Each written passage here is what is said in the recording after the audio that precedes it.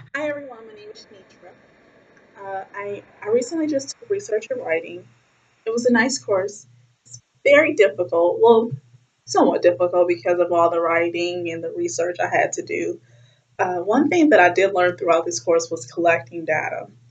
I say I learned collecting data because when you're writing a research paper, you want to make sure that it's reliable information.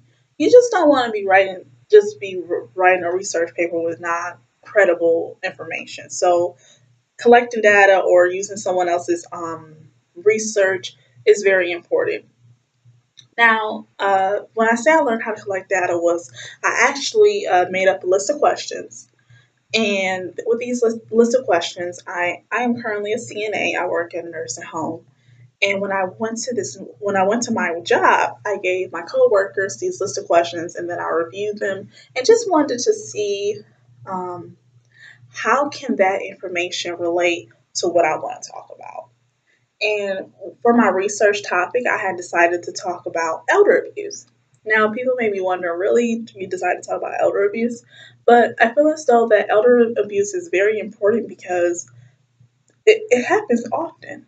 And it's very unfortunate because just because someone is older doesn't mean that they lose their rights. It's just that's not right. So when I collected the data, it was a very different experience for me. But I did enjoy it because I enjoy looking at other people's perspectives. It gives you a way to get more information about a topic because I'm not going to make this general statement or just I'm not going to make this a fact. But one thing I have realized that when someone has been in a career longer than I have, they may have more experience and they may have more knowledge about elder abuse than I have. So my main goal was to do research about how can elder abuse be prevented. Now, to me personally, I believe elder abuse can be prevented by knowledge. Let the family members know what to look for in elder abuse. Let the elderly know what to accept and what not to accept. I will also recommend that there are more social workers out here that can be able to keep up or to just do a checkup on elders because not every elder person have family that comes in often. You have some. I work at a nursing home, so sometimes I don't see family members only on holidays, and that right there makes them a greater risk at experiencing elder abuse. So that way, if they have a social worker that checks up on them once a week and just asking them how are they doing and making sure there's no bruises on them, or if there is a bruise, how did it occur? That can prevent elder abuse. Now, this research topic did help me develop how to deal with problems. The problem was how can I prevent elder abuse? And as I recently talked about, how can you prevent elder abuse?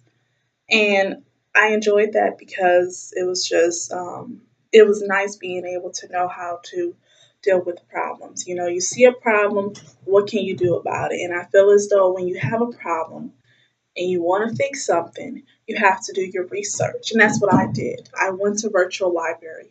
I went to my coworkers to get more information.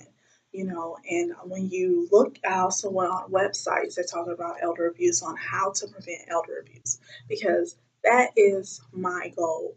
I don't want to see older people getting abused financially, physically, emotionally, any of those because it's just not right. It's not right. It is not fair. And it was also nice during this course because I learned the difference between quantitative study and qualitative study. I like those words because, sometimes you want to do it quantity, the amount, or quality, which gives a more in depth answer. Quantitative is yes or like a number, a number. How many how many how many children do you have? Just a straight number. Versus qualitative is more in detail. And I like both styles because sometimes If you have to do a study of 1,000 people, you want to use quantitative because it's yes or no or just quick answers, but sometimes qualitative is better because you get a more in-depth answer. You get a more, like you get more from it. So it's nice to have. So what I did was when I did my study, I used both because I feel as though they're both valuable, and it's nice seeing what people have to write about a certain topic.